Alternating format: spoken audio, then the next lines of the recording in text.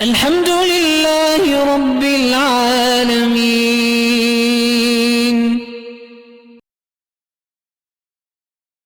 عورتوں سے نظام آباد نہیں ہوتا. عورتیں تو مرد کے اتباع کے لیے اور خوشگواری کے لیے پیدا ہے. عورت کی زندگی کا کوئی مقصد نہیں ہے. اور پاک دامن رہے اور اپنے خاوند کی اطاعت کرے.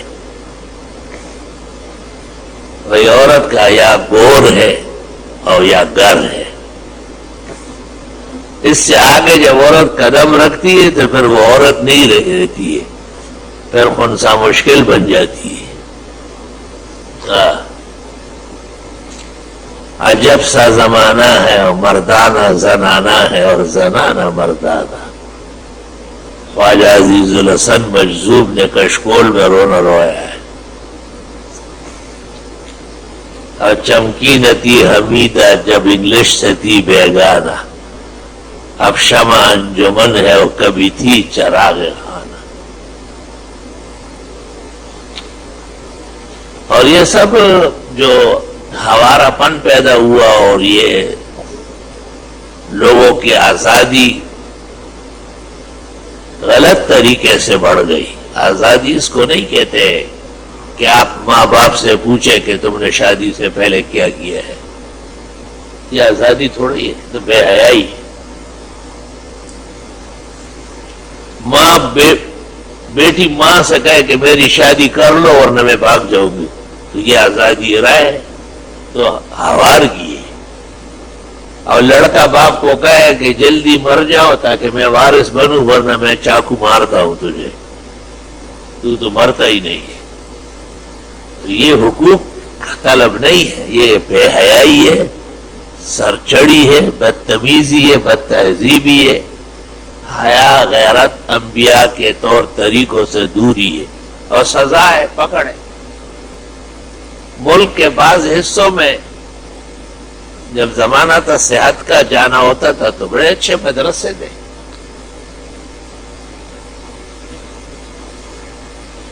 اور بعد میں 20-25 سال بعد جانا پڑا تو پھر تمام جگہوں میں مدرسۃ البنات کھل گئے تھے.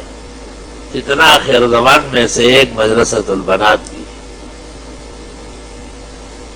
میں نے ان کو کہا کہ یہاں تو لڑکے ہوتے تھے. کہاں، بس وہ بڑے شہروں میں جاتے ہیں پڑھتے ہیں، اور ہم نے لڑکیوں کے لیے کھولا ہے جو کہ لڑکیوں سے فیس لیتے ہیں اور لڑکوں کو تو دینا پڑتا ہے. میں نے بہت ناراضگی ظاہر کی ہے، بہت خفا ہو گیا. اور میں نے کہا یہ عجیب بات ہے، لڑکی کس طرح نماز پڑھائے گی، اذان دے گی، جنازہ کس طرح پڑھایا جائے گا، عید کون پڑھائے گا؟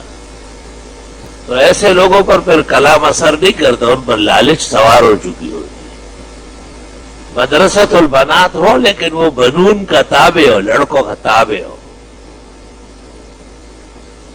آسمان کے نیچے اور زمین کے اوپر الحمدللہ واحد ادارہ ہے جامعہ عربیہ احسن العلوم، کہ جہاں مدرسۃ البنات مدرسۃ البنون کا تابع ہے، ہر چیز میں تابع ہے. استادوں کو جانے کی اجازت نہیں لڑکیوں کے. استادوں کو حاضری لینے کی اجازت نہیں. وہاں لڑکیاں مقرر ہے، وہ لے استاذ کو رپورٹ بھیجے تاکہ تعلق پیدا ہو.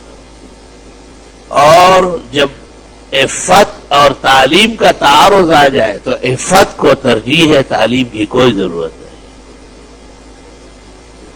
اسی میں مغرب پرست لوگ پٹ گئے.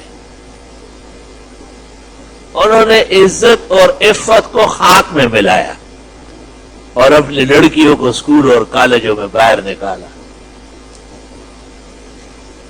نام تو تھا کہ یہ تعلیم پائے گی، لیکن تعلیم تو کہاں پائی. سر ننگا، بڑے بڑے بال، شیرنی بیڑی رہتی ہے، شیر ببری، بڑے بڑے مولویوں کے ساتھ مکالمے کرتی ہے، حدیثیں بیان کرتی ہے. شرم تم کو مگر نہیں آئی.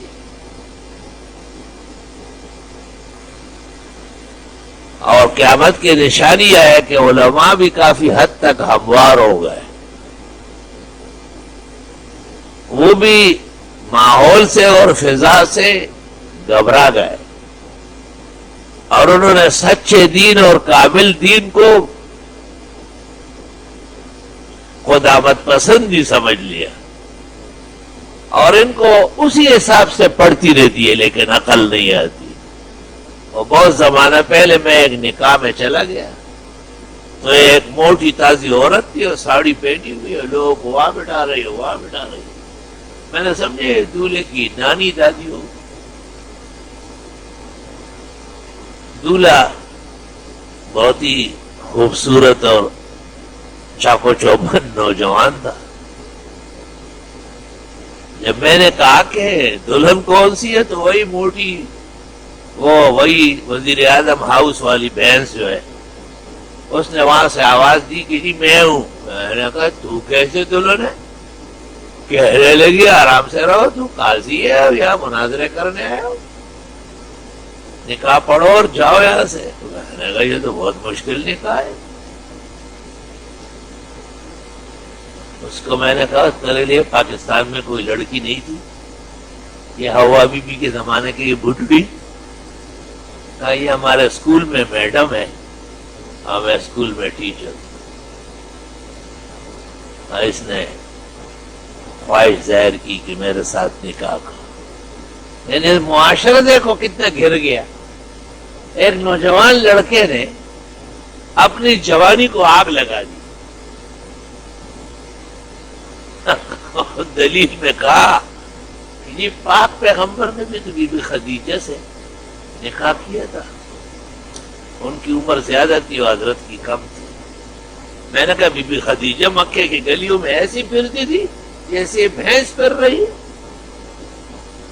بی بی خدیجہ تو کانت فکانت پیغمبر کہتے ایک عورت تھی ایسی دوسری نہیں ہوگی رضی اللہ تعالی عنہ. چند دن جب گزر گئے تو وہ لڑکا آیا یہاں دفتر کے سامنے بیٹھ کے اور رونا لگا. خادموں نے مجھے کہا وہی لڑکا جس نے وہ بڑی موٹی عورت سے نکاح کیا ہے وہ رو رہا ہے. میں آیا میں نے کہا خیریت نہیں کوئی جھگڑا وگڑا پکڑ نہیں. وہ کہیں بھاگ گئی اور سب کچھ لے گئی.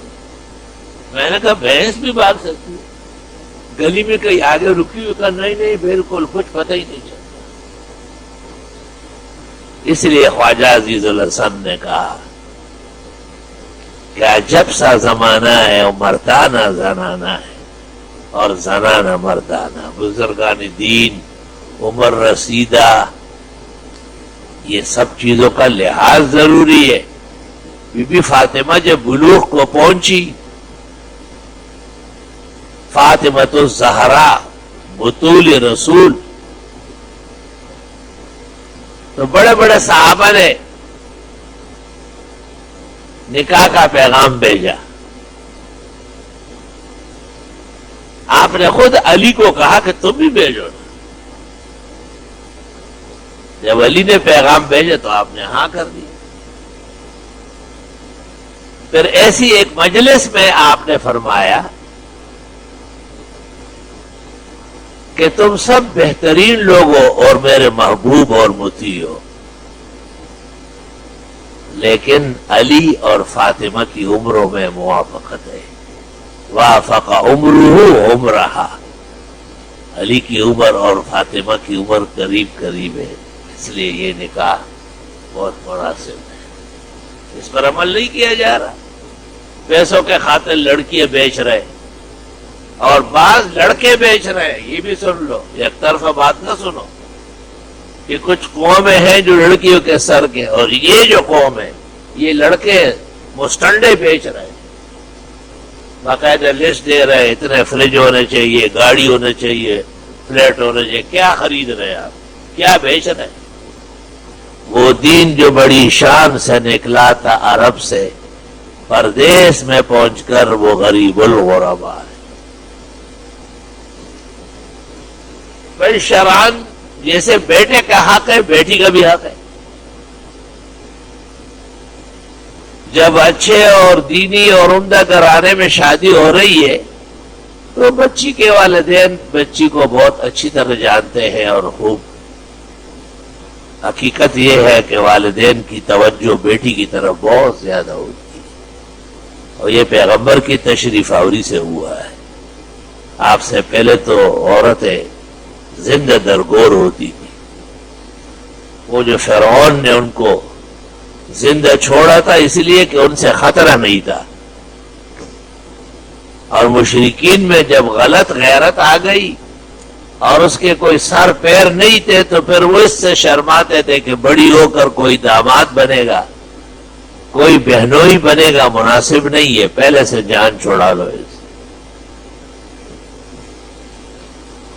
مکہ مکرمہ میں یہ سہولتی کے راستے میں ایک جگہ ہے، وہاں پر قبرستان ہے مستقل، کہتے یہی وہ جگہ ہے جہاں یہ کمبخت مکے کے مشرک اپنی زندہ لڑکیوں کو درگور کرتے تھے، گاڑ دیتے تھے زمین میں۔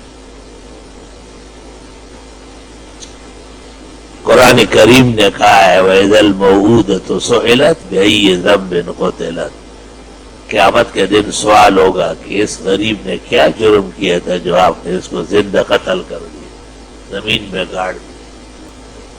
تو اولاد کی تعلیم بھی ہونا چاہیے، تربیت بھی ہونا چاہیے، تہذیب بھی سکھانا چاہیے۔ تعلیم، تہذیب، تمدن دونوں جہانوں کی زندگی بنانے کے لیے اللہ نے قرآن بھیجا ہے۔ ہر تعلیم اور علم ختم ہو جائے گا، قرآن کا علم کبھی ختم نہیں ہوگا۔ والحمدللہ علی